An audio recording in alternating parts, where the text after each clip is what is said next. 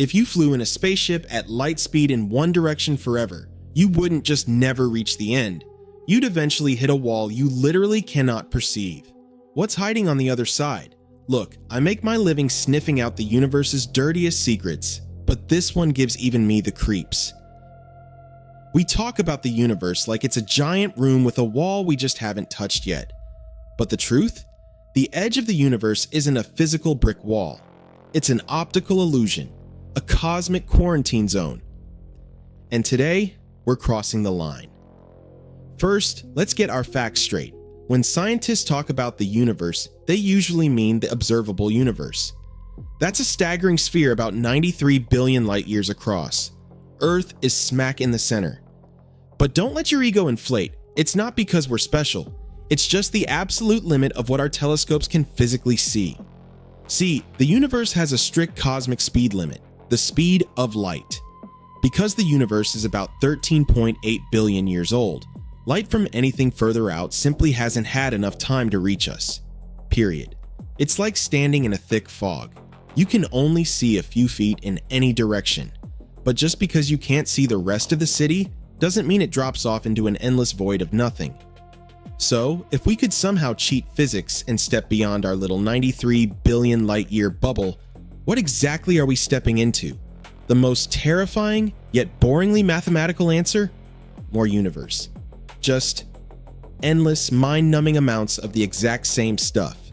Galaxies, black holes, dead stars, maybe even other rocky planets with their own cynical cephalopods investigating mysteries. According to the theory of cosmic inflation, right after the Big Bang, space expanded exponentially, faster than light. And it might still be expanding out there beyond our vision. If the universe is truly flat and infinite, probability dictates something absolutely chilling. In an infinite space, with a finite number of ways subatomic particles can arrange themselves, eventually, the pattern has to repeat. Go far enough past the edge and you'll find another Earth. Another you, watching this exact video, not an alternate dimension, just so impossibly far away that light will never ever connect you to. But wait, the plot thickens. In 2008, astronomers noticed a bizarre anomaly that made them choke on their coffee.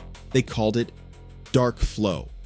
They observed hundreds of galaxy clusters moving in the exact same direction at millions of miles per hour toward a specific ominous patch of sky. They aren't moving because of the normal expansion of space. They are being pulled. Whatever is yanking them is firmly outside our observable universe. We can't see it, but we can definitely feel its gravitational muscle. Is it a hypermassive structure of dark matter? A massive chunk of a neighboring universe pressing against ours? A leftover warp in space-time from the Big Bang? We have no clue. It's a cosmic poltergeist living right next door, and it's dragging our furniture toward the border. If you want to get truly weird, and I know you do, we have to talk about eternal inflation. This theory suggests the rapid expansion of space never actually stopped. It's happening forever, everywhere. But in some tiny pockets, the expansion slows down, creating isolated bubble universes. We happen to live in one of those bubbles.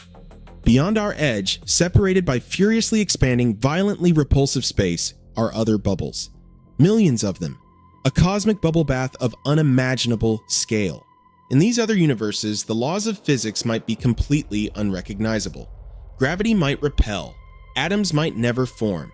Time could run in reverse.